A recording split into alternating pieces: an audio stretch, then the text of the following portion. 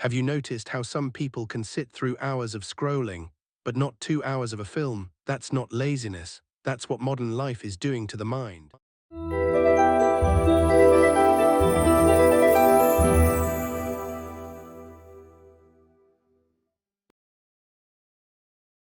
You didn't lose your love for movies. You lost your ability to be still. There was a time when watching a movie felt like entering another world.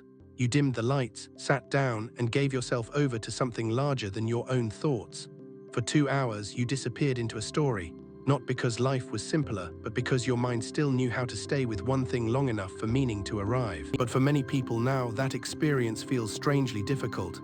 They press play, get 10 minutes in, and feel restless. They check their phone, they pause it, they open another tab. They tell themselves the movie is boring, too slow, not interesting enough. But sometimes the problem isn't the movie. Sometimes the problem is that the mind has been reshaped by a world that no longer rewards patience, stillness, or emotional depth. And that reshaping is quiet. Most people don't notice it until something they used to love starts feeling hollow. In this video, we're going to look at why some people can't enjoy movies the way they used to. Not just because attention spans are shorter, but because modern life is changing how the mind relates to time, stimulation, emotion, and silence.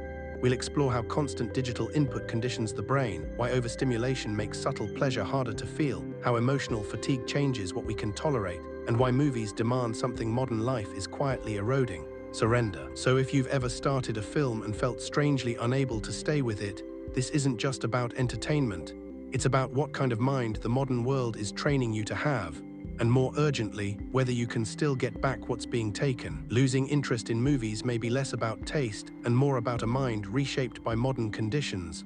And the unsettling part is that most people never notice it happening. They just assume they've grown out of movies. They haven't. To understand what's really going on, we have to start with attention itself. The fractured attention span. Here's a small test. Tonight, try watching a 2-hour film with your phone in another room. No pausing to check it, no just a quick look. For a lot of people, that thought alone causes a quiet anxiety. That anxiety is the data. It means something has changed. And here's the real question: when was the last time you gave your full attention to anything without reaching for your phone, switching tabs, or looking for something else? Not multitasking, not half listening, full, undivided attention. That kind of attention has become rare. Modern life trains the mind to live in fragments. Notifications interrupt thought. Algorithms reward rapid switching. Content arrives in clips, previews, highlights, and endless scrolls. The brain adapts to what it repeatedly does, and what many people repeatedly do now is skim, swipe, and move on before depth has a chance to form. A movie asks for the opposite. It asks you to stay, to wait, to let scenes breathe, to tolerate moments where nothing explodes, nothing resolves, nothing instantly rewards you. And for a mind conditioned by speed, that can feel unbearable. Not because the person is incapable of depth, but because depth now feels unfamiliar. And here's what makes that frightening: it didn't take long. Most people can't point to when it happened, it just did. A movie demands sustained attention, while modern life trains the mind for constant interruption. But fractured attention is only the first layer. The deeper issue is what overstimulation does to pleasure itself. Too stimulated to feel. One of the strangest effects of modern life is that people are surrounded by more entertainment than ever, yet feel less moved by it. They consume constantly, but enjoy less deeply. And that's because stimulation and satisfaction are not the same thing. When the brain gets used to rapid novelty short videos, instant recommendations, endless options, it starts expecting frequent reward. This doesn't just affect attention, it affects sensitivity. Think about the last time you genuinely cried at a movie, or the last time a scene made you sit in silence after it ended. Now think about how long ago that was. For many people, it's been years, not because they've run out of good films, but because something has been quietly turned down inside them. Slower pleasures begin to feel muted. A quiet film, a subtle performance, a long conversation, even a beautiful silence can start to feel underwhelming, not because they lack value, but because the nervous system has been trained to expect louder signals. Movies, especially good ones, often work slowly. They build emotion instead of forcing it. They ask you to notice expression, mood, tension, pacing. But overstimulated minds struggle to detect softer forms of meaning. What once felt immersive now feels too slow. What once felt rich now feels not enough. It's not that the movie has become emptier, it's that the threshold for feeling has been pushed unnaturally high. Constant novelty raises the brain's threshold for reward, making subtle experiences feel less satisfying. And when subtle pleasure becomes harder to feel, people often turn to entertainment for a different purpose entirely. Escape, not presence. For many people, entertainment is no longer something they enter. It's something they use, not to experience but to escape. A movie becomes background noise while they eat, text, fold laundry, or mentally drift somewhere else. The goal is not immersion, it's anesthesia. That shift matters, because enjoying a movie requires presence. It requires a willingness to be affected, to feel tension, sadness, uncertainty, longing. But modern life leaves many people so mentally fatigued that even sitting with a story can feel like too much emotional work. They don't want depth at the end of a long day. They want relief, something easy, something that asks nothing of them. And this is where the psychology gets sad. The same world that exhausts people also steals the forms of beauty that might have restored them. Movies used to offer emotional transport, a way to reconnect with wonder, grief, tenderness, reflection. But if the mind only wants sedation, it cannot receive what requires openness. Many people no longer watch movies to engage. They watch them to numb, distract, or survive the day. And once entertainment becomes escape, the deeper problem emerges. The mind loses its ability to surrender. The death of surrender. To enjoy a movie fully, you have to surrender control. You have to let the story unfold at its own pace instead of demanding instant payoff. You have to trust that not every scene needs to justify itself immediately. In other words, you have to submit to an experience that isn't optimized around you. Modern life teaches the opposite. It teaches personalization, speed, skipping, filtering, curating. If something doesn't grab you instantly, move on.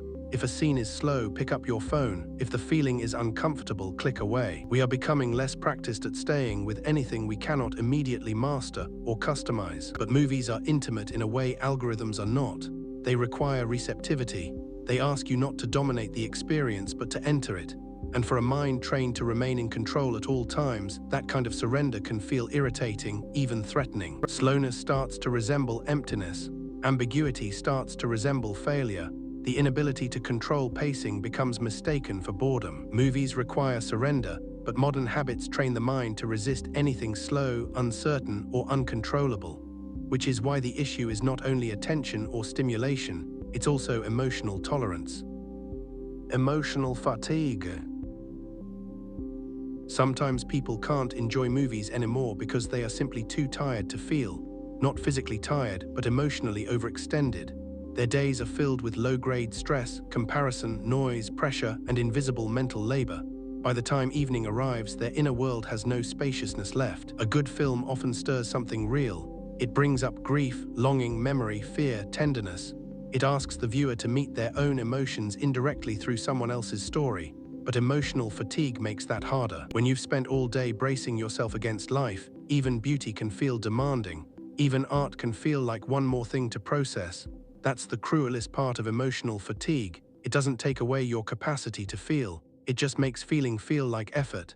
And effort is the one thing you have none of left. That's why some people don't avoid movies because they've stopped caring. They avoid them because movies still have the power to reach them, and being reached requires energy. The modern mind is not only distracted, it is defended.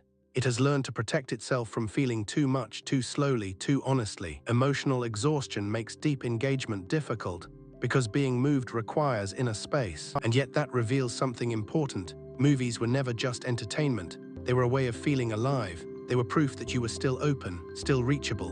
And when you lose that, when nothing quite lands anymore, there's a quiet grief to it that most people never name. Relearning wonder. Maybe the real loss here is not movies themselves. Maybe it's the kind of consciousness movies once made possible. A slower consciousness, a more porous one. A mind capable of lingering, noticing, absorbing. A heart willing to sit in the dark and let a story rearrange something inside it. Because that's what great films do. They don't just entertain. They restore attention. They deepen feeling. They remind you that life is not only information, productivity, and reaction. It is also atmosphere, silence, mystery, and human contradiction. But to receive that, the mind has to relearn something modern life keeps stripping away. The ability to stay. So if you've noticed that movies don't hit the way they used to, don't rush to conclude that you've changed in some final, permanent way. The capacity for wonder doesn't die, it gets buried. And buried things can be found. People do recover this not by finding better movies, but by reclaiming the inner conditions movies need. Maybe your mind is just overstimulated. Maybe your emotions are tired. Maybe your inner world has been colonized by speed. That doesn't mean the capacity for wonder is gone. It means it has been crowded out. And if that's true, then the answer is not just find better movies. It's to reclaim the conditions that make depth possible. Tonight, just once, put your phone in another room. Pick something you've been meaning to watch. Let it be slow.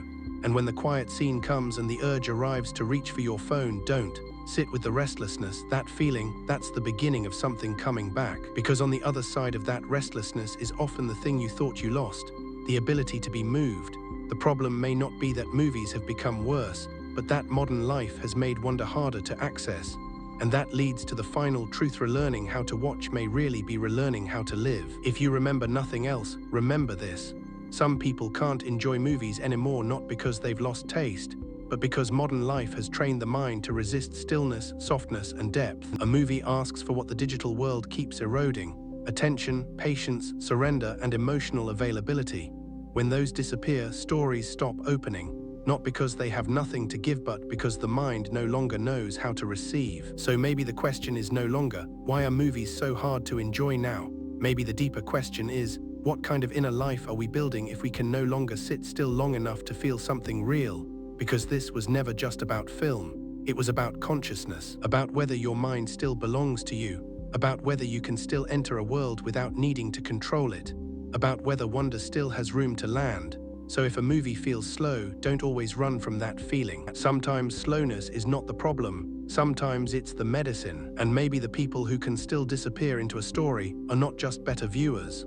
Maybe they're protecting something sacred, the last part of the mind that hasn't been fully claimed by speed.